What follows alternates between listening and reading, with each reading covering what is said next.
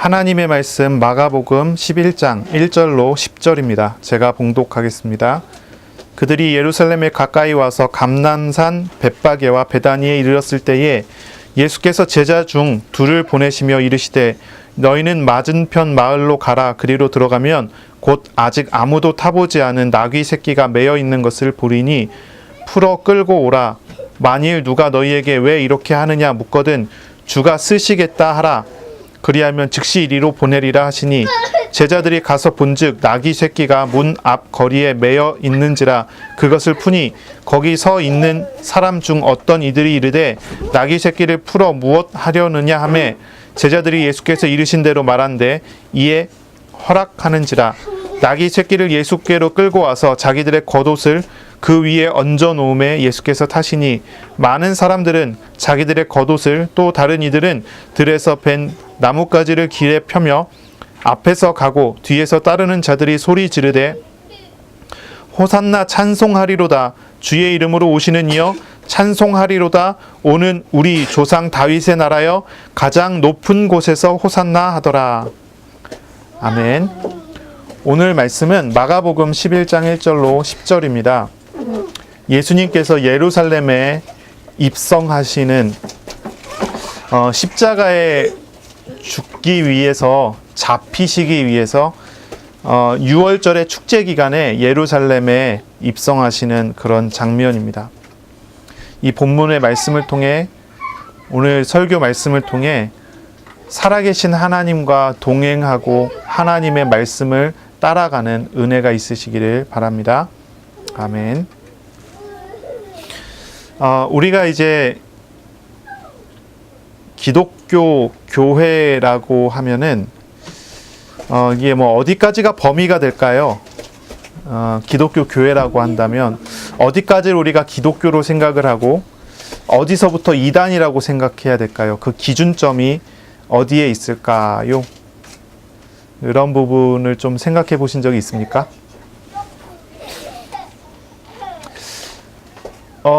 참 뭐라 그럴까요? 초대교회 시절만 하더라도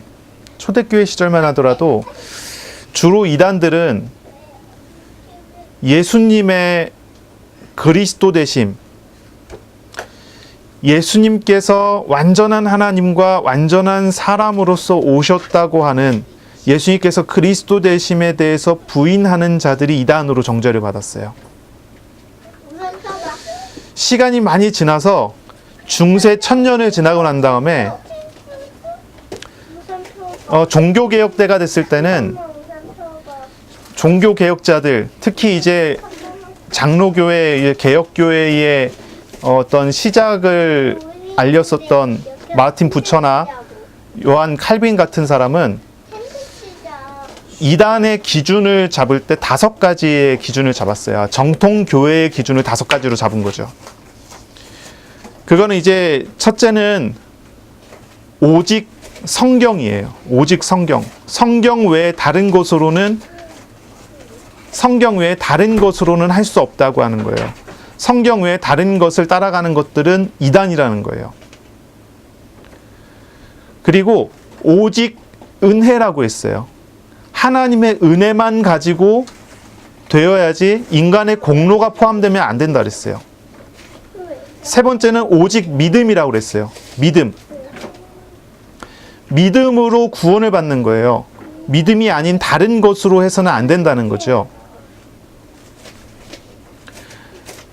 네 번째가 솔로스 크리스토스, 오직 그리스도예요. 오직 그리스도. 그리스도 외에 다른 것으로 안 된다. 5번째가 솔리데오 글로리아라고 해서 오직 하나님께 영광을 이야기를 합니다. 그래서 5가지의 오직이에요. 오직 성경, 오직 은혜, 오직 믿음, 오직 그리스도, 오직 하나님께 영광. 5가지를 이야기했지만 사실은 한 가지죠. 사실은 초대교회 때 이단을 잡았을 때랑 크게 달라지지는 않았어요. 조금 더 강조된 거죠. 뭐냐면 그리스도에 대한 믿음을 이야기하는 거예요. 초대교회에 그리스도를 부인하는 자들이 이단이 됐다면 이제 종교개혁 때 종교개혁자들은 뭐라고 했냐면 오직 그리스도가 아니면 이단이라고 하는 거예요. 오직 그리스도가 아니면 기독교를 할 수 없다. 오직 그리스도 외에 인간의 공로가 포함된다든지 오직 그리스도 외에 어떤 뭐라 그럴까요? 면죄부 같은 우리가 구원을 얻는데 오직 그리스도로 말미암은 오직 그리스도를 믿는 믿음에 말미암은 은혜가 아니라 돈을 내서 면죄부를 사갖고 그것으로써 천국에 갈 수 있다고 이야기하는 모든 것에 대해서 이단이라고 그리스도교가 아니라고 이야기를 한 거예요. 그것 때문에 살고 죽는 문제가 됐어요. 그것 때문에 오랜 기간 전쟁을 통하고 오랜 시간을 지나서 믿음을 지키기 위해서 많은 사람들이 순교를 해서 죽기도 했어요. 그리고 난 다음에 시간이 지나서 이제 혁명의 시대가 됐죠. 혁명의 시대가. 산업혁명이 일어나고 또 이제 정치혁명이 일어났어요. 프랑스 대혁명 같은 정치혁명이 일어나고 이제 종교의 혁명이 일어난 지 한 세기가 지나고 두 세기가 지났을 때 어제 어떤 사상적인 혁명이 일어났는데 그것이 뭐냐면 이제 계몽주의라는 게 나온 거예요. 사람의 이성을 통해 사람의 논리와 사람의 이성적인 판단을 통해 모든 것을 다시 정리하기 시작을 하는 거예요. 하나님을 믿는 믿음으로 하나님에 대한 믿음을 가지고 다른 것을 봤어요. 그런데 이제 그것을 뒤집어 엎어서 하나님을 아는 믿음으로 세계를 보는 게 아니라 인간의 이성을 가지고 판단하기 시작을 하는 거예요. 그래서 그것이 교회에도 들어왔어요. 교회도 들어와서 교회 안에서 성경을 이성 가지고 판단하기 시작을 한 거예요. 대표적인 게 이런 거죠. 오병이어의 기적. 보리떡 5개와 물고기 2마리를 가지고 5,000명이 먹었다. 이게 인간의 머리로, 인간의 이성으로, 인간적인 어떤 수학적인 계산으로, 과학적인 판단으로 이게 가능하냐, 불가능하냐는 거예요. 그러니 이 사람들은요, 성경을 이제 갈기갈기 찢기 시작해요. 믿음의 눈을 가지고 성경을 읽지 않고 사람의 과학과 이성적인 판단을 가지고 그 성경을 판단을 하고 교회를 판단을 하는 거예요. 그 중에 대표적인 사람이 볼테르라는 사람인데 프랑스 이제 철학자죠. 이 사람은 뭐라고 얘기하냐면 이렇게 얘기해요. 성경은 이제 더 이상 믿음의 대상이 아니라는 거예요. 그래서 한 세기가 지나게 되면 아마 성경은 없어지게 될 거다. 이렇게 이야기할 정도가 되는 거죠. 그래서 이제 18세기, 19세기 이제 넘어오면은 이 교회는 그것과 싸우기 시작을 하는 거예요. 교회 안에 들어온 이단 중에서도의 정말 심각한 이단이죠. 그리스도를 부정한 정도가 아니라 그리스도가 드러나고 그리스도가 우리에게 증거되고 우리에게 계시해주는 그리스도를 계시해주고 우리에게 그리스도를 알려주는 유일한 방법인 성경이 부정되기 시작을 하는 거예요. 그래서 그때부터는 성경에 대한 고백들이 아주 중요한 고백으로 나오기 시작을 해요. 이거를 이제 한마디로 얘기하면 자유주의라고 부르는 그런 시간이 이제 그런 어떤 사조가 그런 사상들이 시작이 된 거예요. 신학적인 자유주의가 나오게 된 거예요. 좁은 의미에서는 성경을 부정하는 사람들이 자유주의가 나온 거고 넓은 의미에서는 이제 과거와 같이 성경을 믿지 않는 모든 현대 신학을 다 자유주의라고 이제 부르는 거죠. 이 사람들의 특징은 딱 한 가지예요. 성경을 부정하고 성경을 부인하기 시작을 하는 거예요. 그때 이제 개신교회하고 카톨릭 교회하고는 둘이 딱 나눠집니다. 개신교회는 어떻게 되냐면 이 사람들이 그리스도를 부정하고 성경을 부정하니까 성경이 하나님 말씀이라는 걸 증명하려고 노력을 했고 예수가 그리스도에 된다는 사실에 대해서 부정할 수 없는 성경의 말씀이 진리라는 것을 증명하기 위해서 싸우기 시작을 했어요. 그리고 카톨릭에서는 로마 카톨릭 교회에서는 어떻게 했냐면 정반대로 갔어요. 이게 이제 좀 다른 그 입장이거든요. 성경을 부정하고 그리스도를 부인하기 시작을 하니까 이제 카톨릭 교회에서는 그리스도를 두고 그리스도에 대한 논증을 하기를 싫어했어요. 이 사람들은 싸움터를 옮겼어요. 이게 참 재미있는 건데 싸움터를 옮겨요. 예수께서 그리스도 되신다 아닌다 가지고 싸우지 말자. 그거는 지켜야 되니까 그 뒤로 물리자. 그래서 그 시절에 마리아가 죄가 없다라고 하는 교리가 통과가 돼요. 그리스도는 건들지 마라. 마리아를 건드려라. 이렇게 하는 거예요. 그런 어떤 목적을 가지고 그런 것들이 나오기 시작을 해요. 그래서 카톨릭 교회 같은 경우는요. 오히려 있잖아요. 과학적으로 신앙을 증명하려고 하는 입장에서 한 발짝 물러나서 더 비과학적인, 더 말도 안 되는, 성경에서도 맞지 않지만 그렇지만 싸움터로 옮기는 그런 수단의 방법을 썼어요. 그래서 오히려 이때 이제 계몽주의 시대 때 기독교 개신교회는 굉장히 많은 타격을 받았거든요. 카톨릭 교회는, 로마 카톨릭 교회는 오히려 더 광신자들을 많이 양산해내는 그런 어떤 시대로 넘어가게 돼요. 어쨌든 개신교회 같은 경우는 그리스도에 대해서, 성경에 대해서 과학적으로 증명하려고 노력하기 시작을 했어요. 이게 성공했을까요? 실패했을까요? 일부는 성공했고 또 많은 경우는 실패했어요. 사람들이 성경에 대해서 과학적으로 접근하려고 하지만 성경을 과학적으로 설명할 가능성이 있습니까? 없습니까? 어렵다는 거죠. 왜냐하면 성경은 계시의 책이지, 계시에 관련된 책이지 과학책이 아니거든요. 쉽게 이야기하자면 이런 거예요. 로마 시대 때 살고 있던 사람들이 로마 시대 때 당연히 그 사람들이 이해하고 있는 문화적인 표현들이 있어요. 그 사람들에게 복음이 증거되면서 쓰여진 것이 그런 문화적인 표현도 같이 쓰여져요. 그런데 지금 시대에 와서 그때의 문화적인 표현을 가지고 과학적으로 맞다 틀리다 이렇게 칼로 자르기 시작했어요. 맞아요? 틀려요? 이런 것들이 문제가 되는 거예요. 물론 본질과 비본질의 문제가 있어요. 그런 것들에 대한 이해가 되지 않는 거예요. 그리고 더 본질적인 것은 그리스도의 성육신, 하나님을 과학적으로 증명할 수 있느냐. 그리스도의 성육신, 하나님이 인간이 되셔서 오신 것, 그리고 죽으셨다가 다시 부활하신 것, 그리고 그분이 성령으로 각 사람에게 찾아오시는 것, 이것이 과학과 이성으로 논리적으로 설명이 되냐는 거죠. 사실 오병이를 가지고 5천 명을 먹였다, 이거 가지고 논란 가지고 이야기하는 것은 사실 부차적인 문제예요. 왜냐하면 그리스도께서 하나님이시라면 그건 당연히 되는 거거든요. 근데 그리스도께서 하나님이시라는 것, 그리스도께서 우리에게 오신 참 하나님이시라는 것을 논증할 수 있고 증명할 수 있냐는 말이죠. 그런데 교회에 있는 신학자들이, 교수들이, 많은 목사님들이 그걸 과학적으로 설명하기 위해서 노력하다가 이상한 설명으로 빠져버리기도 하고 이상한 논리로 빠져버리기도 하는 거예요. 이게 설명이 잘 안 되는 거죠. 그래도 그나마 설명이 가능했던 부분은 어떤 부분들이냐면, 신앙생활을 하는 사람에게 하나님께서 주시는 놀라운 영적인 체험 그 자체를 부정하고 부인할 수 없다는 거죠. 그래서 복음에 대해서 설명하려고 했었던 개신교의 많은 신학자들과 목사님들이 어느 쪽으로 전개가 되고 진행이 되기 시작했냐면, 일명 이야기하는 복음주의라고 하는 그런 경향으로 넘어가기 시작을 해요. 복음주의.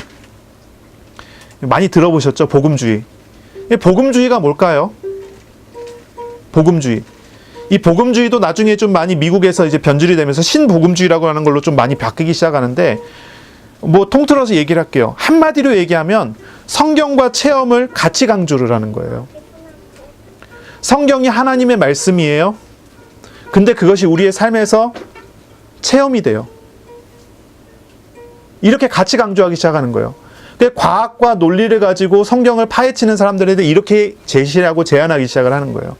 그리스도의 성육신, 그리스도께서 부활하셨다는 것, 그리스도로 말미암아 예수님 영접하는 자가 중생 구원받고 변화된다는 회심의 체험 같은 것들, 그런 것들을 같이 강조하면서 이야기를 하기 시작을 하는 거죠.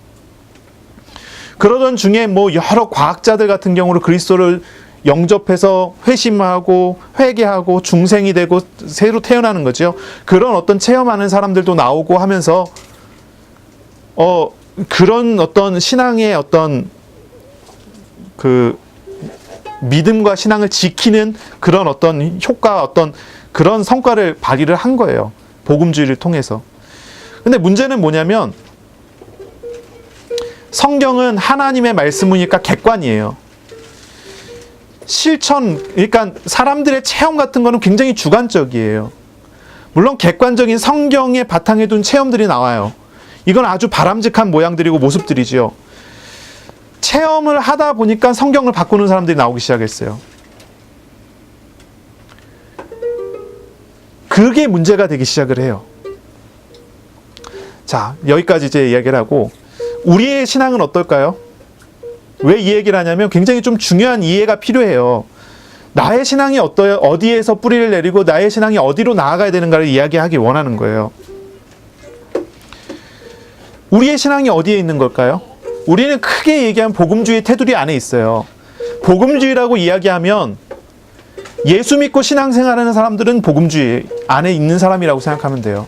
근데 이 복음주의 안에 있는 거는 굉장히 테두리가 넓은 거예요. 정말로 성경을 따라가다 보니까 체험도 같이 되는 사람도 복음주의로 들어가고, 막 체험을 하면서 성경을 이용해 먹는 사람도 복음주의로 들어가요. 근데 여기서 한 발자국 더 나간 사람들은 어디까지 가냐면, 여러분 들어보셨는지 모르겠지만 신사도 운동이라고 하는 거 들어보셨어요? 신사도 운동, 신사도주의. 성경을 벗어나는 거예요. 여러분 직통계시 받았다고 하는 사람 만나본 적 있나요? 직통계시 어젯밤에 하나님 나에게 말씀하셨습니다. 이렇게 하라고.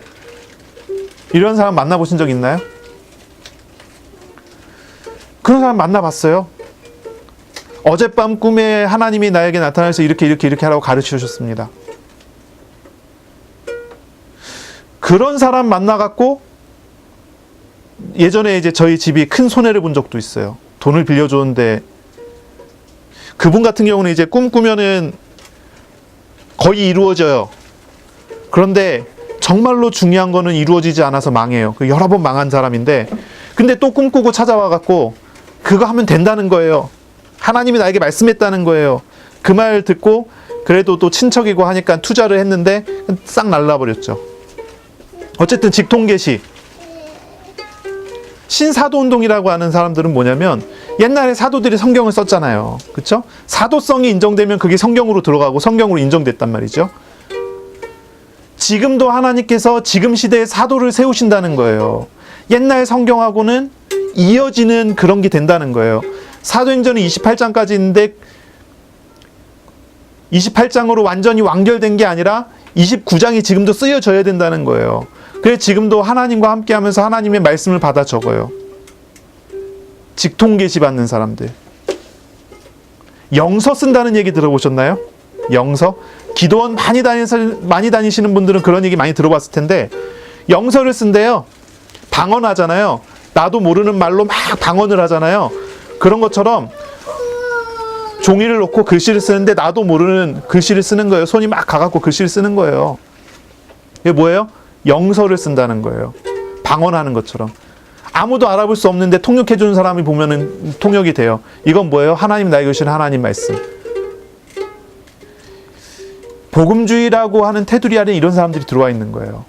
이런 사람들이 이단이냐 아니냐, 이단이다 아니다는, 그러니까 구원을 받느냐 안 받느냐는 하나님께서 잘 아시죠. 이 사람들이 예수를 그리스도로 신앙 고백하고 믿고 영접해서 오직 예수로 신앙생활하는 사람이라고 한다면 구원을 받았을 거예요. 근데 그거를 우리가 어떻게 판단하겠습니까? 하나님이 아시겠지요. 자세한 건. 그래서 신사도운동 같은 경우는 이단이라고 정확하게 표현하기보다는 이단성이 있다라고 표현을 하고, 그 사람들은 가까이 하지 말고 멀리 하라 이렇게 얘기를 해요.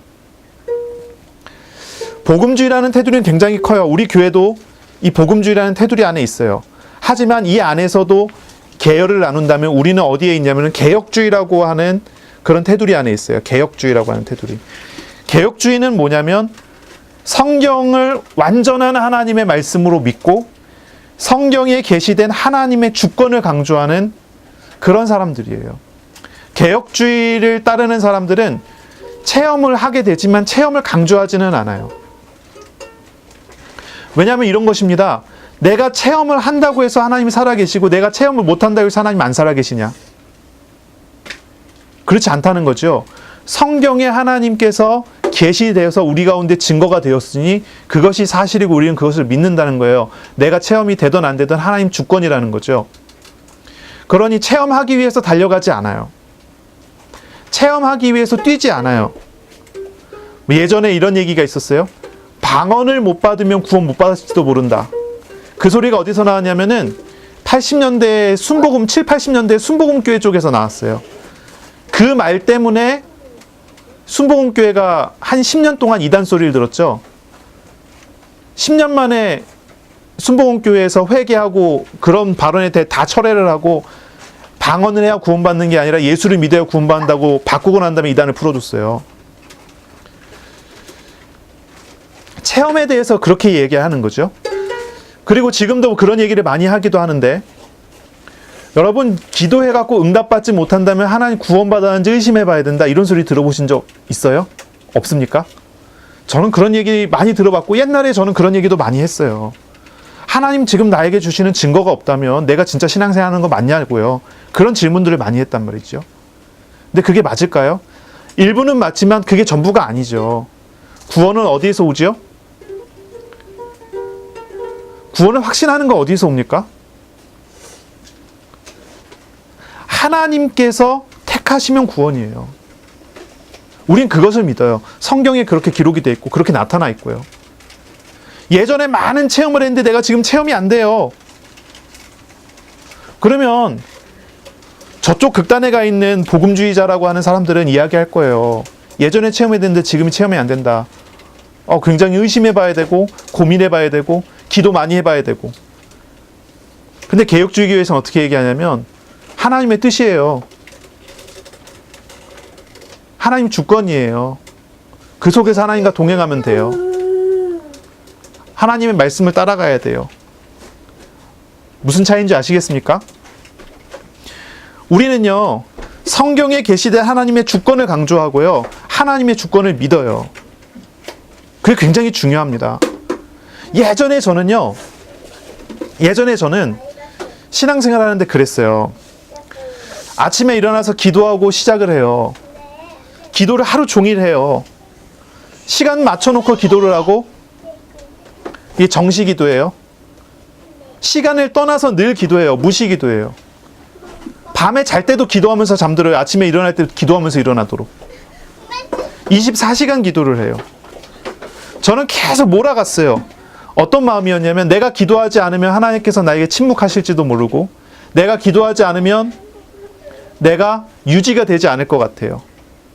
나의 신앙을 유지하고 나의 영적인 상태를 유지하고 내가 체험하는 이런 체험들이 유지되기 위해서 기도를 계속해야 돼요. 그런 마음을 가지고 그렇게 신앙생활을 한 거죠. 그런데 제가 어느 날 은혜 가운데서 하나님을 더 잘 알아가는 은혜 가운데서 깨닫게 되는 거예요. 알게 됐어요. 제가 변화가 됐어요. 내가 기도해도 하나님이 함께 하시고 내가 기도하지 않아도 하나님께서 함께 하시는구나. 내가 하나님께 매달려서 기도할 때 하나님의 응답을 받지만 내가 매달려서 기도하지 않는다고 응답 안 오는 것도 아니구나. 나의 행위와 나의 행동을 굉장히 중요시하는 신앙에서 완전히 돌아서서 하나님의 주권을 알기 시작을 하는 거예요. 그때에 대해서야 제가 비로소 뭘 깨달았냐면 이걸 깨달은 거죠. 내가 하나님을 주인으로 고백하면 하나님이 주인 되시는 게 아니라 하나님은 원래 주권자시구나라는 것을 깨달았어요. 그때 깨달은 거예요. 그러니까요, 제가 완전히 달라지더라고요. 제 사역도 달라지고 현장도 달라지더라고요. 하나님이 한순간도 쉬지 않고 역사하시고 일하신다는 것들이 믿어지기 시작을 하는 거예요. 그때부터. 그래서 제가 그 시점부터 사실 이제 이 개혁주의로 딱 전환을 한 거예요. 개혁주의로. 설교가 바뀌었어요. 예, 고맙습니다. 예. 설교가 바뀌었어요. 그 전까지는 제가 어떻게 설교를 했죠? 노력하라고 그랬어요. 말씀 붙잡고 묵상하고 노력하고 하나님을 찾아가라고 그랬어요. 우리가 정말로 하나님 앞에서 매달리고 기도해야 된다 그랬어요. 기도 안 해서 응답 안 오지 않냐 그랬어요. 우리가 정말로 기도하고 하나님께 매달려야 응답받지 않겠냐고. 근데 그게 바뀌기 시작한 거죠. 설교가 바뀌었어요. 하나님은 살아계십니다. 하나님은 주권자십니다. 하나님은 다스리시는 참 하나님이십니다. 우리 인간은 아무것도 아니에요. 하나님이 나에게 향하신 오늘의 일에 내가 단지 순종할 수 있고 알 수 있고 따라갈 수 있으면 된다고. 설교가 바뀌기 시작했어요. 그런데 놀라운 거 있지요. 그거 한 가지가 바뀌기 시작하는데 제 자신이 변하고요. 현장이 변했어요. 제가 막 몰아가야지 간신히 유지되던 현장들이 하나님이 하시는 일들이 벌어지기 시작을 했어요. 제가 전도를 해갖고 예수님 영접시키면 양육하기 위해 들어가잖아요. 일주일에 한 번씩 찾아가요. 갖고 열심히 설교를 하면 은혜 받았대요. 일주일 뒤에 찾아가 보면 이 사람이 완전 불신자고 다름없이 돼버렸어요. 그럼 또 열심히 설교하고 그러면 위로를 받고 내가 또 이제 믿음으로 이제 도전을 해야 되겠어요. 그래요. 일주일 뒤에 찾아가면은 다시 이 사람이 무너져 있어요. 이게 계속 그래요. 그러니까 그 사람의 신앙을요, 제가 어떻게든지 억지로라도 유지시키고 끌고 가는 거예요. 그런데 하나님이 하신다, 하나님이 하시는 일, 내가 그 앞에서 무릎 꿇고 하나님을 믿었는데 그 전까지는 사실 하나님을 안 믿었단 말이죠. 하나님을 믿는 게 아니라 내가 해야 되는 내 행위를 믿었는데 그 다음부터 내가 한 가지 바뀐 거예요. 하나님을 믿는 거예요. 하나님이 하신다는 걸 믿는 거예요. 하나님이 붙였고 하나님이 하실 거고 하나님이 역사하실 거다. 나는 그 앞에서 순종하고 하나님이 하실 일에 대해서 기대하고 기도하게 하는 것 따라서 기도했어요. 놀라운 일이죠. 현장 나왔고 예수님 복음 전하는데 복음 들을 사람이 준비되어 있고 예수님 영접하고 그 다음 주에 갔는데 제가 끌고 가는 게 아니에요. 스스로 하나님과 동행하는 일들이 벌어지는데요. 제가 놀라운 경험들을 많이 했어요. 그때. 여러분도 그러지 않았습니까? 제가 제 설교가 바뀌기 시작하는 시점이 아마 몇 년 전이죠? 2018년이니까 8년 전이었지 않습니까? 9년 전이었나요? 9년 전쯤에 제가 설교가 바뀌기 시작했어요. 여러분이 어떻게 해서든지 신앙생활 하기 위해서 노력하고 힘들었지 않습니까? 근데 그 이후로 여러분은 어떻습니까? 힘듭니까? 하나님이 하시는 일을 믿는 것이 힘들지 안 믿어지니까 믿어지는 시점에서는 되어지고 역사되어지는 하나님의 일들을 보지 않습니까? 나는 아무것도 아니라는 사실을 고백하게 되잖아요. 여러분 이것을 이제 보셔야 되는 거예요. 우리가 기독교인이다, 구원받은 하나님의 사람들이다라고 이야기하는 범위는 복음주의예요. 성경을 믿고 그것이 체험되어져야 되는 것, 이 두 가지가 같이 강조되는 것이지요. 이 안에 있으면 우리가 같은 형제 자매라고 생각해도 되지요. 우리 교회는요, 그 중에서도 하나님의 주권을 정말로 믿는 사람들이에요. 하나님의 주권을 강조하고 하나님을 따라가는 사람들이죠. 성경에 선포된 하나님이 하시는 일에 순종하고 믿고 따라가는 것입니다. 그것이 우리들이고 우리의 신앙이라고 생각하시면 돼요. 그래서 우리가 우리 자신을 볼 때 나의 위치가 어디인가를 생각해 볼 수 있어야 되겠죠. 현장에서 다른 불신자들이나 다른 사람들을 볼 때, 아니면 신앙생활하는 다른 사람들을 볼 때 여러분들은 자기 자신을 볼 줄 알아야 돼요. 저 사람은 저렇게 열심을 내면서 뛰어가는데 비교가 될 수도 있어요. 그런데 그런 비교보다 여러분 자신을 봐야 돼요. 내가 하나님을 믿는가? 이런 하나님을 믿고 있는가? 하나님은 사람들을요, 다 각자 자기 쓰임에 따라서 부르시고 각자 다 쓰임에 따라서 이끌어 가세요. 어떤 사람들은 굉장히 노력하면서 신앙생활 해야 되는 그런 시간표에 있는 사람들도 있어요. 그렇게 쓰시는 사람들도 있어요. 그것을 두고 하나님이 하시는 일이 아니다, 그것을 두고 잘못된 일이다, 이단이다, 그렇게 얘기하지 않아요. 우리는 우리의 위치를 봐야 돼요. 나는 어디에 있습니까? 하나님께서 나를 어디로 이끌고 가고 있습니까? 우리를 어떻게 세워가고 있습니까? 우리는 하나님의 주권을 믿습니다. 하나님의 일을 믿습니다. 하나님이 하실 일들을 우리는 믿고 있습니다. 그러니 우리는 하나님의 말씀을 따라가고 하나님의 말씀 안에서 있어야 돼요. 제가 자꾸 설교하면서 하나님을 인격적으로 알아야 된다 그러고 하나님을 인격적으로 교제해야 된다 그러고 자꾸 그렇게 얘기하니까 어떤 사람들은요, 하나님과 인격적인 교제를 하기 위해서 앉아고 혼자 명상을 하시는 분도 있어요. 그게 사실 옳지 않습니다. 하나님을 인격적으로 바르게 아는 방법은 딱 한 가지밖에 없어요. 그것은 성경이에요. 오직 성경만이 하나님께서 우리에게 하나님 자신을 계시해 주시고 우리에게 하나님 자신을 알려주세요. 성경을 통하지 않으면 몰라요. 온 세상 자연 만물을 통해 하나님의 흔적은 알지만 하나님을 알 수 있는 길은 없어요. 오직 성경만이 그 길이고 오직 성경만이 우리가 그리스도를 알아가는 그런 방법이에요. 그래서 성경은 성경 자체가 우리에게 성경의 위치에 대해서 가르쳐주지 않습니까? 성경은 하나님의 감동으로 된 것이다 얘기해요. 이건 아주 우리를 교육하고 우리를 하나님을 알게 하기 위해 유익한 도구이기도 해요. 성경의 1.1핵도 가감할 수 없어요. 이건 하나님의 말씀이고 하나님을 우리에게 알려주는 하나님의 도구예요. 예수님께서 오셨을 때 예수님께서 유대인들에게 바리새인들에게 예수님께서 자기 자신을 증거하실 때 사용하시는 방법은 그거예요. 성경이 나에 대해서 이야기하고 있다. 모세와 선지자와 시편이 나에 대해 이야기하고 있다. 성경의 위치를 이야기하는 거예요. 우리가 하나님에 대해서 아는 것은 성경을 통하는 거예요. 성경에 계시된 그 하나님께서 우리와 함께 하시는 거예요. 성경이 우리에게 이야기하는 대로 우리는 알 수 있고 그걸 따라갈 수 있는 거예요. 우리가 직통 계시 받았다고 하는 사람들 또는 이제 하나님의 음성을 듣는다고 하는 사람들을 우리는 인정하지 않습니다. 왜 그러냐면 그것이 이 사람들이 성경을 벗어나기 때문이에요. 성경적이지 않기 때문이에요. 우리가 그냥 단순히 혼자서 앉아갖고 하나님을 찾겠다, 하나님을 구하겠다 그렇게 되는 것이 아니에요.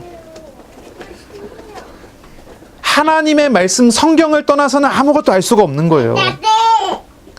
왜냐하면 하나님께서 우리에게 하나님 자신을 계시하는 수단이 성경이기 때문이에요. 하나님 말씀이기 때문이에요. 그러므로 우리가 항상 이야기하지만 성경을 읽는 것 그리고 이 성경 말씀을 선포하는 예배의 설교를 듣는 것 이게 아주 중요한 것입니다. 왜냐하면 우리가 성경을 통해서 말씀을 나누는 것 자체가 하나님을 알 수 있는 유일한 방법이기 때문이에요. 우리는 성경의 이론을 성경이 이야기하는 이론적인 것들, 성경이 이야기하는 논리, 성경적이라고 이야기하는 어떤 뭐라 그럴까요? 지식을 얻기 위해서 성경을 보는 게 아니에요. 우리는 성경을 읽는 것이 성경을 보는 것이 지식이 아니라 하나님을 인격적으로 만나기 위해서 봐야 되는 것이고 그리고 성경을 보고 성경의 말씀을 듣는 자체가 하나님께서 우리에게 하나님 자신을 드러내는 시간이라는 것을 우리가 믿기 때문이고 그것으로 우리가 따라갈 수 있기 때문이에요. 그러니까요. 우리의 예배의 시간, 우리가 예배 드리는 것 이거는 굉장히 중요해요. 하나님을 알게 되고 하나님과 함께하게 되는 놀라운 비밀이 담겨져 있는 그런 시간이 되는 거예요. 그러므로 저와 여러분은요, 우리의 죄악과 고통을 짊어지심으로 우리를 자유하게 하시는 하나님이, 우리를 자유하게 하시는 예수님께서 예배를 통해 역사하신다는 것, 말씀을 통해 역사하신다는 것을 믿어야 해요. 물론 우리가 흔히 알고 있는 전도지 같은 성경 구절이 몇 개 적혀져 있는 그런 한 구절의 전도지를 가지고도 예수님을 믿게 되고 구원을 얻게 될 수 있어요. 하지만 그런 얘기가 지금 얘기하는 것이 아니고 우리가 하나님의 뜻을 어떻게 알고 지금의 나에게 향하신 하나님의 계획과 은혜를 어떻게 따라가느냐에 대한 이야기를 하는 것입니다. 하나님은 성경 말씀을 통해서 우리에게 자기 자신을 계시해 주시고 말씀하시는 하나님께서 우리를 그 말씀을 통해 모든 얽매인 고통과 문제에서 자유하게 하시는 분이며 우리의 고통에서 해방되게 하시는 하나님이라는 것, 그걸 우리는 알아가고 알게 되는 것입니다. 말씀에서 벗어나는 것은 분명하게 이해를 해야 돼요. 말씀에서 벗어난다는 것은 하나님의 뜻을 벗어나는 거예요. 하나님께서 이끄시는 길, 하나님의 인도를 벗어나는 길이에요. 그러니 여러분, 하나님의 말씀을 따라가야 된다는 것입니다. 말씀하시는 하나님, 그 하나님과 동행하는 삶을 사는 방법은 다른 데 있는 게 아니에요. 하나님 말씀 안에 있어요. 언제나 이제 고린도후서 11장 14절 마귀는 광명의 천사를 흉내내서 믿는 사람들을 미혹하려고 해요. 이 마귀는요, 성경 말씀을 인용하면서 미혹하고 하나님의 인도하심을 떠나도록 속여요. 그래서 어떻게 합니까? 요한복음 10장 10절에 보니까 나오는 말씀처럼 그래서 빼앗고 죽이고 멸망시키려고 해요. 하나님만 떠나게 만드는 거예요. 성경 말씀과 여러 가지 것들을 인용해서 하나님을 모르게 만들어요. 그래서 이게 굉장히 중요합니다. 성경의 이론을 아는 것 참 중요해요. 성경의 논리를 아는 것도 중요해요. 어떤 것이 성경적인 것인가 이런 거를 파악하는 것도 중요하지만 훨씬 더 중요한 것은 뭡니까? 말씀하시는 하나님을 잃어버리면 성경 말씀을 아무리 많이 알아도 소용이 없어요. 그 자체가 마귀의 미혹일 수도 있어요. 마귀의 유혹과 하나님의 말씀을 어떻게 구분할 수 있습니까? 어떻게 구분하죠? 아주 간단한 거예요. 사실은 단순해요. 본질을 따라가 보면 알아요. 마귀는요, 본질이 아닌 아홉 가지의 옳고 합당한 이야기를 하면서 한 가지의 본질을 잃어버리게 만들어요. 예전에 우리가 경험했었던 아까 이야기했었던 그분 같은 경우는 그랬지 않습니까? 99가지의 꿈을 꾸면 다 이루어져요. 하나님이 나에게 말씀하신 대로 된다는 거예요. 그런데 99번의 성공을 통해서 자기는 확신을 하고 마지막 한 번 가장 중요한 마지막 한 번을 완전히 망하게 만들. 그거를 몇 번 반복했다고 그래요? 그래도요, 자기가 꿈꾸면 이루어진다는 거예요. 하나님 자기 말씀한다는 거예요. 제가 물어봤어요. 그 꿈꾸는 하나님께서 어떻게 생겼냐고. 99가지가 맞아도 한 가지가 틀리면 그게 하나님이 아니지 않냐고. 다 맞아야지 하나님이지. 마귀의 유혹은 그래요. 99가지의 좋은 거를 말씀을 가지고 많은 좋은 것을 주고 한 가지를 뺏어가요. 겉보기에는 크게 차이가 없어요. 비슷해야지 속잖아요. 비슷한 걸 가지고 와요. 근데 한 가지를 잃어버리게 만들어요. 그것이 본질이에요. 그 본질이 뭔지 아십니까? 그거 자체가 성경에서 우리에게 계시해주는 가장 핵심적인 실제입니다. 그거 한 가지만 빼면 돼요. 마귀는 그 본질을 잃어버리게 만들어요. 그게 뭐예요? 성삼위일체 하나님이세요. 성삼위일체 하나님. 성부 하나님, 성자 예수님, 성령 하나님만 잃어버리게 만들어요. 그분만 모르게 만들어요. 성경을 많이 읽게 만들어 놓고서 하나님만 몰라요. 다른 건 다 있고. 하나님을 믿는 데서 오는 많은 축복들은 다 이야기하고 하나님만 없어요. 아브라함의 인생을 이야기하면서 아브라함이 받았던 축복과 아브라함이 했던 행동들을 바라보면서 이렇게 해야 된다 저렇게 해야 된다는 많이 이야기하지만 아브라함과 함께 하시는 하나님이 어떤 분인지에 대해서 이야기 안 해요. 그게 미혹하는 거예요. 그게 문제예요. 여러분, 이게 굉장히 중요합니다. 이게 본질이에요. 우리 개혁교회에서 가장 중요한 거예요. 가장 중요한 핵심이에요. 다시 얘기할게요. 초대교회의 이단의 기준은요, 그리스도를 부정하는 거예요. 그럼 다시 말해서 정통은요, 그리스도를 확실히 믿는 거예요. 종교개혁 때 이단의 기준, 종교전쟁이 이것 때문에 일어났거든요. 그게 뭡니까? 성경에서 이야기하는 오직 예수였어요. 오직 예수를 벗어난 걸 이단이라고 생각했어요. 그걸 지키기 위해서 노력했어요. 우리 개혁주의 교회는요, 이것이 확실해야 돼요. 오직 예수예요. 오직 그리스도예요. 이게 본질이에요. 이게 실제예요. 이거 빼면은 다 껍데기예요.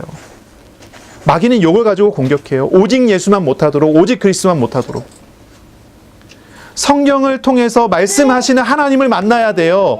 성경을 통해서 말씀하고 계시는 성삼위일체 하나님을 만나야 돼요. 그런데 성경을 읽는데 성삼위일체 하나님만 몰라요.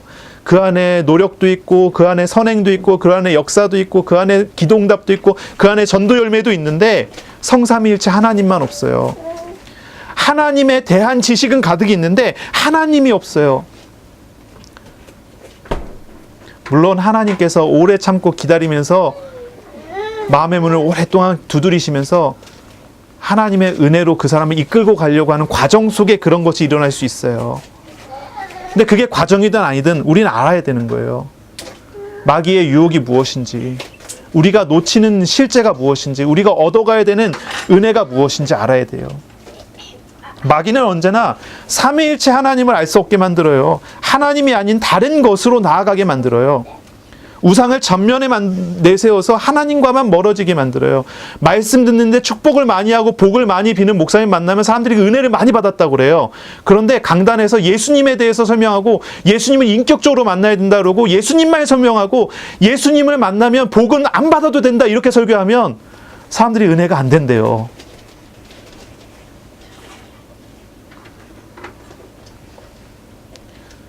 여러분 어떠십니까? 복을 많이 빌어주면 좋을 것 같지요. 근데 복은 사실 중요하지 않아요.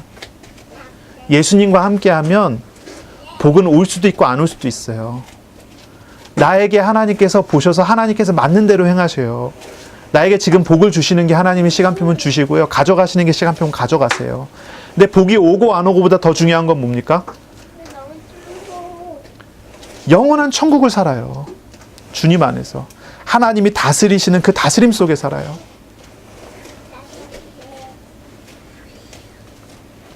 돈은 있어도 되고 없어도 돼요.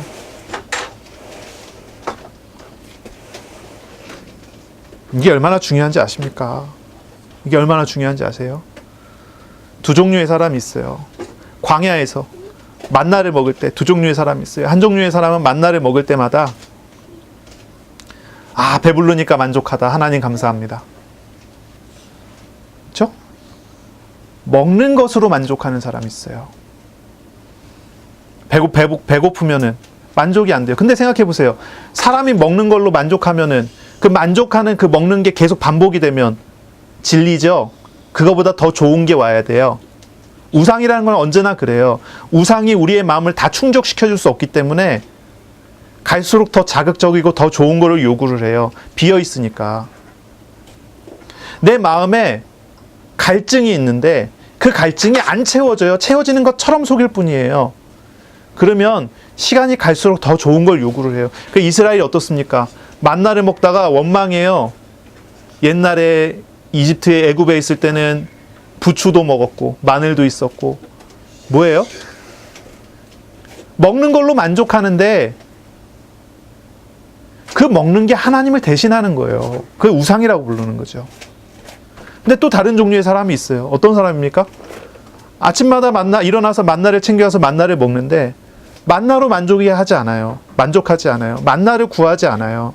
이 사람은 만나를 먹을 때마다 날마다 쉬지 않고 함께 하시는 하나님을 알고 하나님과 동행하고 하나님과 함께 해요. 그것이 사실 신앙생활이라는 거예요. 놀라운 은혜 속에서 살고 있는데 그 은혜의 본질을 본 사람과 본질을 보지 못한 사람과의 차이는 엄청납니다. 보세요. 만나의 음식으로 배부르고 배고프고 하는 그것으로 만족하던 그 사람은 결국은 어떻게 됩니까? 40년의 세월 동안 광야에서 다 죽어요. 근데 이 사람들이 40년 동안 뭐 합니까? 40년 동안 하나님과 동행하면서도 40년 동안 원망했고 40년 동안 죄를 졌어요. 은혜로 구원을 받았지만 천국에 들어갔지만 이 사람들은 40년 동안 불행했어요. 이 말이 이해가 되십니까? 아침마다 만나를 먹을 땐 처음에는 이게 만족스러웠지만 그 다음엔 만족스럽지 않아요. 우상을 따라가고 또 우상을 따라가고 또 우상을 따라가는 거예요. 그것이 나중에는 뭐가 됩니까? 금송아지가 되기도 하고 그것이 다른 종류의 어떤 우상들로 바뀌기 시작을 하는 거예요. 가면 갈수록 그런 문제를 더욱 깊게 뿌리내려서 가져가게 되는 거죠.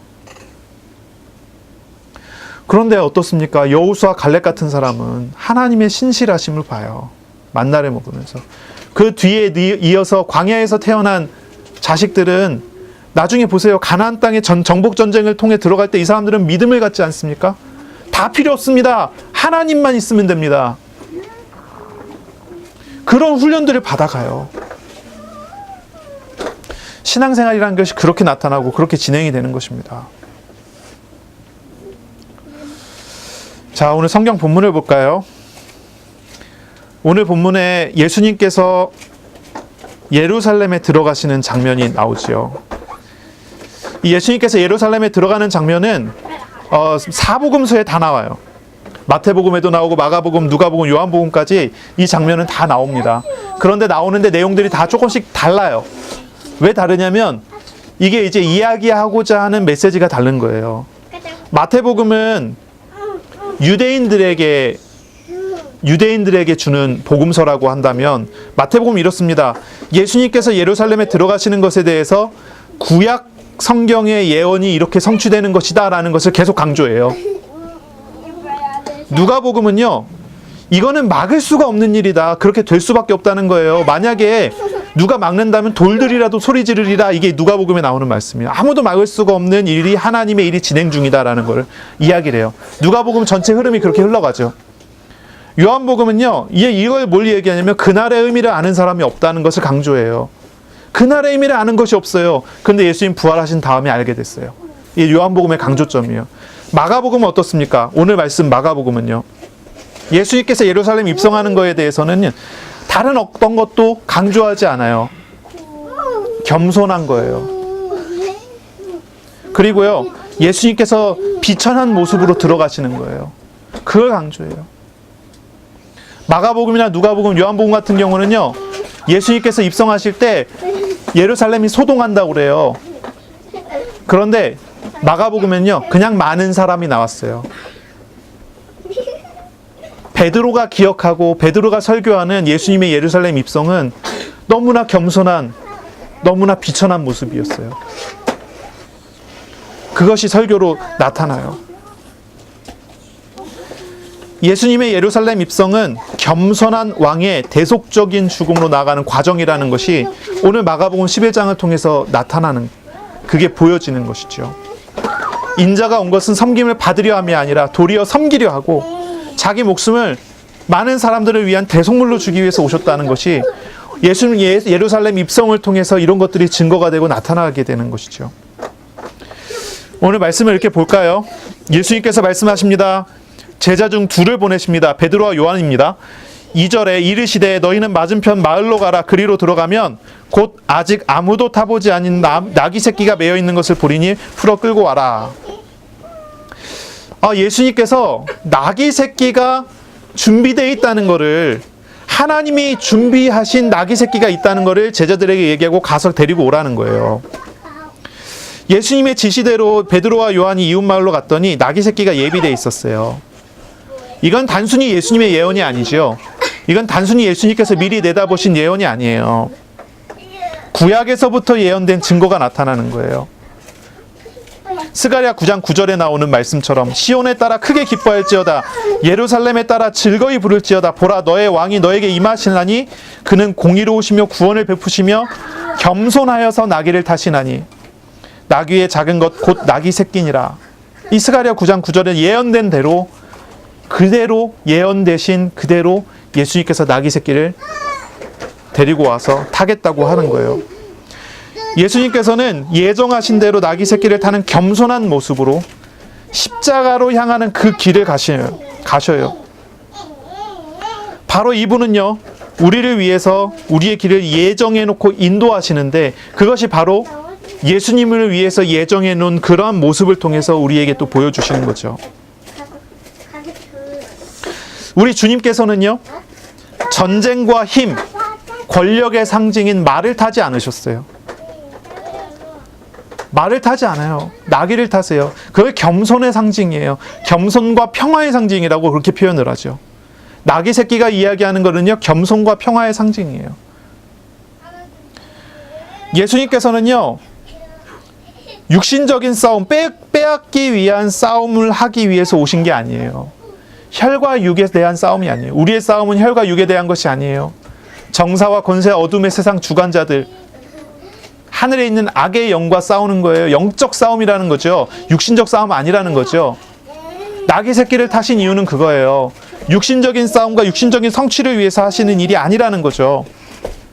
우리 주님께서는 겸손과 평화의 상징인 나귀 새끼를 타심으로 예루살렘으로 가는 길이 어떤 거예요? 육신적인 것을 빼앗아서 소유하는 길이 아니라는 거.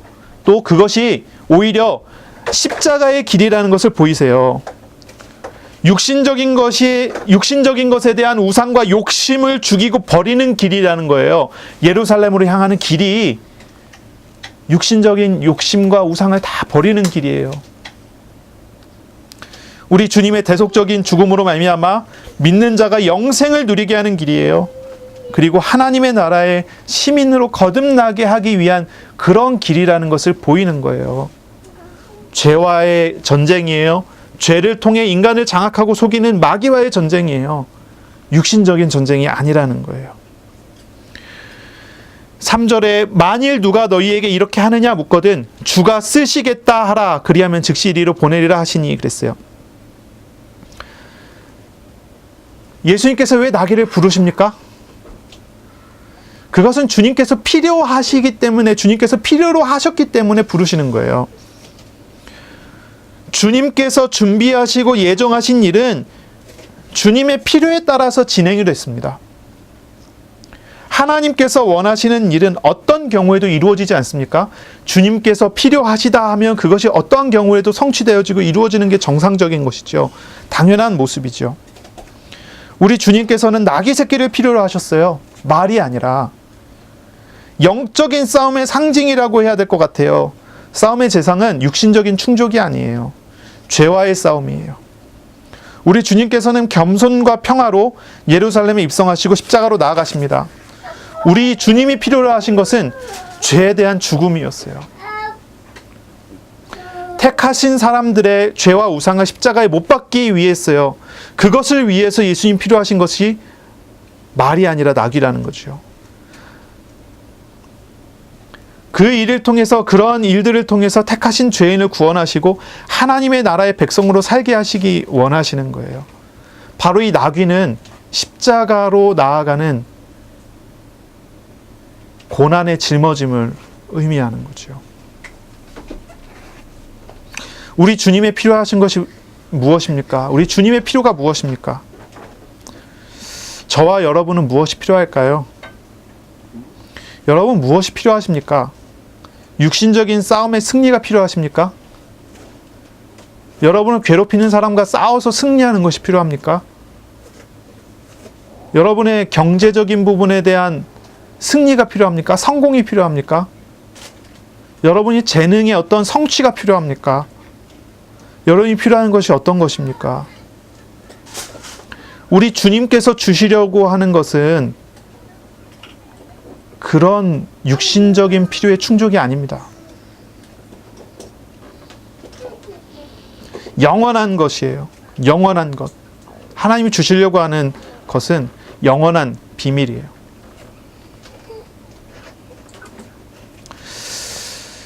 육신적인 사랑 같은 거는 몇 년 안 간다고 하죠. 3년이라고 했나요? 영국에 있는 어떤 무슨 그 연구소에서 설문조사와 여러 가지 조사를 했더니 남자와 여자가 만나서 사랑했는데 그 사랑이 끝나는데 3년이 걸리더라. 그런 얘기를 했다고 그래요.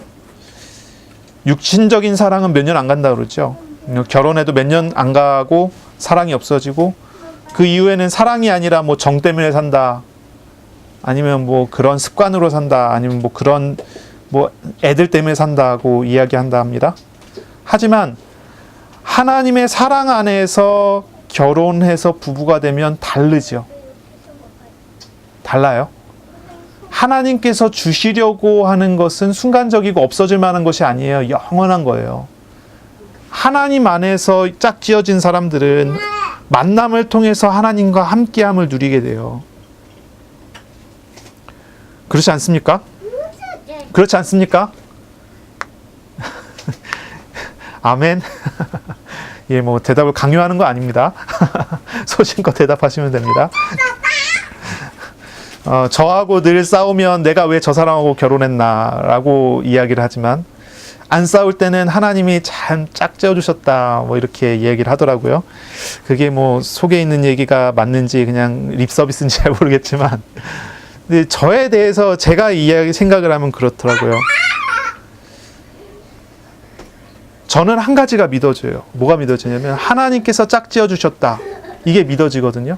그러니까 사람을 볼 때, 제 아내를 볼 때 저는 어떤 마음으로 보냐면 하나님께서 하나가 되게 했다라고 생각을 해요. 하나님께서 이유가 있어서 하나가 되게 했고 하나님께서 이유가 있어서 짝지어줬다. 볼 때요, 저의 충족을 요구하지 않아요. 볼 때 하나님이 어떻게 우리와 함께 하시는가를 보려고 하는 것 같아요. 시간이 갈수록 뭐 사랑하는 마음이 없어지는 게 아니라 시간이 갈수록 이래서 하나님께서 이렇게 함께하게 하셨구나. 이게 하나님께서 사랑하시는 방법이구나. 이렇게 알아가는 것 같아요. 저만 그런지 모르겠지만 그런 것 같아요. 그래, 이런 말씀이 기억이 나요. 하나님이 인생을 시험하세요. 이게 전도서 3장에 있죠.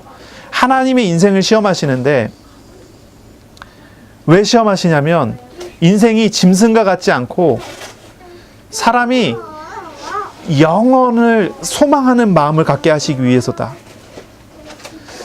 하나님이 우리에게 주시려고 하는 것, 하나님이 우리에게 필요한 것을 채우시는데 하나님이 우리에게 정말로 주시려고 하는 것은 이따가 없어질 만한 것이 아니죠. 영원한 거예요. 영원한 것.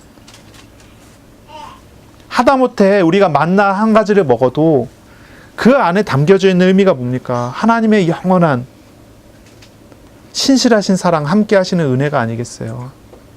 그러니 우리가 신앙생활을 하면서 말씀을 듣고 기도하고 현장에 나가면서 무엇을 필요로 해야 될까요?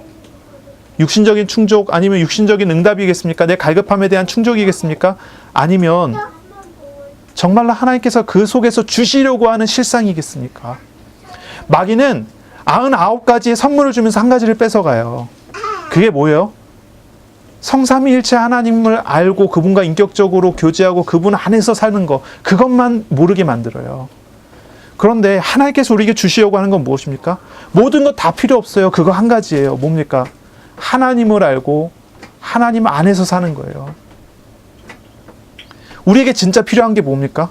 하나님을 알고 하나님 안에서 살아가는 것이 아니겠습니까? 우리에게 있어서 가장 중요한 게 그거라는 거죠. 돈을 볼 때 많이 얽매이지만 돈을 볼 때마다 하나님의 신실하심과 하나님의 함께하심을 누리게 된다면 그 돈의 가치는 완전히 달라지지 않겠어요? 가정에서 부부가 함께 살면서 서로를 보면서 이런 충족 저런 충족 해갖고 서로 갈등하고 나한테 이걸 요구하고 저걸 요구하고 그렇게 살 수 있지만 그 만남 속에서 하나님이 어떻게 함께 하시고 하나님의 주신 선물이 무엇이고 하나님이 어떤 분이신 줄 알아가는 관계가 되면 그 모습 자체가 달라지지 않겠습니까? 예수님께서 나귀를 필요로 하셨어요. 그래서 주께서 쓰시겠다 하라 하고 오라고 했어요. 아주 작은 나귀 새끼를 예수님께서 필요로 하셔서 데리고 오라고 했어요. 예수님께서는 아주 뭐랄까요, 말 같은 거 있잖아요. 그런 어떤 멋있는 말 이런 걸 필요로 하지 않았어요. 작은 것을 요구하셨고 그것을 통해서 십자가로 나아가는 겸손과 평화의 상징으로 삼으셨어요. 우리의 삶에 무엇이 필요합니까? 우리가 요구하는 건 말이지 않습니까? 그런데 주님께서 요구하시고 주님께서 주시려고 하는 것은 말이 아니었습니다.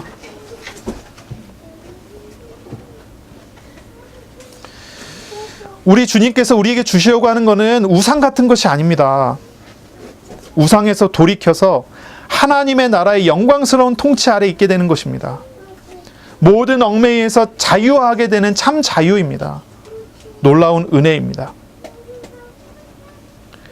그리고 그 주시려고 하는 그 메시지, 그 은혜는요, 예수님께서 예루살렘에 입성하실 때 있었던 외침으로 알게 됩니다.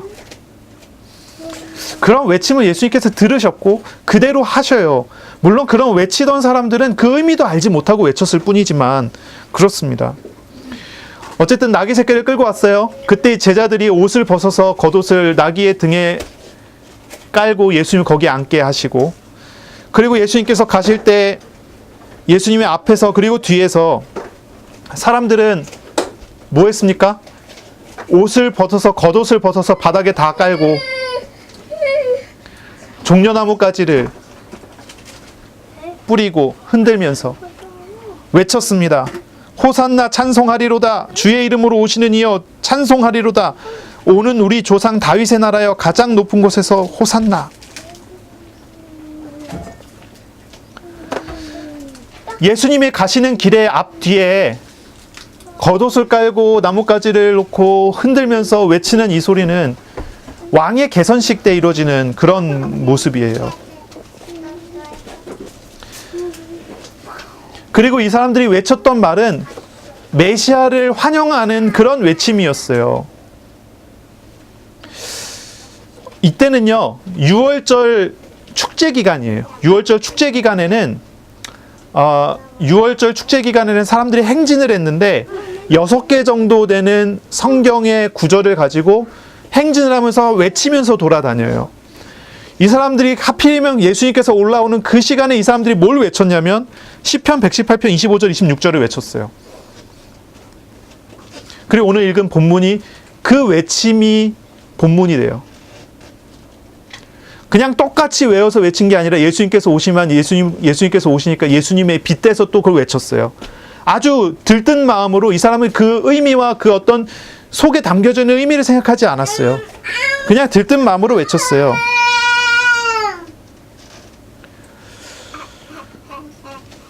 예수님에 대한 소식을 듣고 진심으로 외치는 그런 외침이 아니었어요. 이 사람들은 예수님의 행진에 한 번 참여해서 외치고서는 예수님이 더 이상 따라다니지 않았어요. 하지만 이 사람들이 외친 내용들은 무엇입니까? 뭘 외쳤습니까? 호산나, 우리를 구원하소서라는 의미예요. 우리를 구원하십시오. 우리를 구원하소서. 찬송하리로다. 주의 이름으로 오시는 이여 찬송하리로다. 우리 조상, 오는 우리 조상 다윗의 나라여. 하나님의 나라를 이야기하지 않습니까? 가장 높은 곳에서 호산나. 이제 시편 118편 25절 26절은 이렇습니다. 여호와여 구하옵나니 이제 구원하소서. 여호와여 우리가 구하옵나니 이제 형통하게 하소서. 여호와의 이름으로 오는 자가 복이 있으며 우리가 여호와의 집에서 너희를 축복하였도다. 이게 이제 예수님 빗대서 얘기하는 거예요. 근데 보세요. 이 사람들은 의미를 담지 않고 그냥 행진 중에 외쳤고 한 번 외치고 더 이상 예수님을 따라가지도 않았지만 보세요. 이 말씀하신 대로 예수님께서 행하시지 않습니까? 예수님께서 행하시는 그 사역이 이 말씀이 너무나 정확한 표현이지 않습니까? 알지 못하고 알 수도 없고 알지도 못하는 그런 외침을 이 사람들이 외쳤지만 예수님은 그 말에 진짜 해당 사항이 있고 그 말대로 행하시기 위해서 예루살렘에 입성하고 계신 것입니다. 이 사람들은 다윗의 왕국을 외쳤어요. 이 다윗의 왕국, 이거는 자체가 뭐 정치적인 독립에 관련된 이야기이기도 하지요. 이 사람들은 정치적인 메시아를 요구하기도 했습니다. 실제로 이 사람들이 외쳤고 요구했던 것은 말을 타고 오는 왕이었어요. 하지만 예수님께서는 그 말씀을 들으시면서도 정치적인 왕으로서의 일이 아니지요. 말 자체가 가지고 있는 의미, 오는 다윗의 왕국이요. 정치적인 메시아를 요청하지만 예수님께서는 이 사람들이 요구하는 그런 정치적인 왕국 그 이상의 더 놀라운 그리고 하나님께서 주시는 더 영광스러운 하나님의 나라를 이루시는 것입니다. 예수님은 그들의 정말로 근본적인 문제, 죄와 저주, 고통을 짊어지고 믿는 자에게 세속적인 나라가 아니라 하나님의 나라의 문을 여시는 십자가의 예수님으로서 응답하십니다. 예수님이 필요로 하신 나귀 새끼, 그리고 보세요. 예루살렘에서의 이 외침들, 이런 것들은 예수님께서 행하실 일, 우리 주님이 행하실 일에 도구로 사용됐어요. 주님께서는 십자가에서 모든 죄를 멸하시고 구원하시는 일을 하셨고 제사함 받는 하나님의 백성들이 하나님의 나라에 살게 하시는 겁니다. 영적인 싸움, 육신적인 싸움이 아니라 진짜 영적인 싸움을 하는 은혜를, 그런 싸움을 하셨고 우리에게 이제 그러한 삶을, 그러한 모습을 보여주시는 것입니다. 정리를 하겠습니다. 여러분, 세 가지를 기억하세요. 첫째입니다. 여러분, 정말입니다. 말씀을 묵상하시기 바랍니다. 말씀을 통해 자신을 계시하시는 하나님을 만나세요. 그것이 묵상하는 것입니다. 성경과 설교 말씀을 묵상하세요. 말씀하시는 하나님을 묵상하면서 말씀하시는 하나님께서 어떻게 함께 하시는지를 경험하면서 살아가세요. 말씀을 의지하지 않는다면 하나님의 뜻에 벗어난 것입니다. 두 번째입니다. 순종하는 제자의 길을 가세요. 순종하는 자의 길. 우리 주님의 주권에 대해서 믿으세요. 잘 알지 못할지라도 우리 주님께서 우리를 인격적으로 이끌어 가실 거라는 것을 믿으세요. 우리 주님께서는 우리의 필요를, 참된 필요를 채우실 것입니다. 그러니 여러분, 지금 당장 여러분 자신의 고통이 있고 시험이 있고 문제가 있을지라도 주님을 믿으세요. 우리를 세우시면 모든 것을 더하실 것입니다. 마태복음 6장 33절입니까? 먼저 하나님의 나라와 그의 의를 구하라. 그리하면 이 모든 것을 너에게 더하시리라. 이야기하지 않습니까? 먹을 것, 입을 것, 쓸 것을 구하지 말라 그래요. 모든 것은 하나님 나라 안에 있어요. 하나님 나라를 구하라는 건 무슨 얘기입니까? 주님의 다스림을 구하라는 뜻이에요. 주님께 순종하라는 말이에요. 오직 주님과 인격적인 관계, 교제를 맺고 주님께 순종하는 삶을 사세요. 여러분, 뭐가 부족합니까? 그게 부족하기 때문에 여러분이 어려운 게 아닙니다. 주님의 나라에서 사세요. 주님을 찾으세요. 말씀을 묵상하고 그리고 주님 주권을 믿고 순종하는 그런 삶을 사세요. 지금 나에게 주어져 있는 오늘의 일에 하나님이 하시는 일이라는 것을 믿고 그것을 최선을 다하면서 하세요. 주님께 순종하는 삶이에요. 세 번째입니다. 그리고 주님의 겸손과 순종을 배우세요. 자기 십자가를 지는 삶을 사는 거예요. 예수님께서 나귀를 타시는 것처럼 예수님께서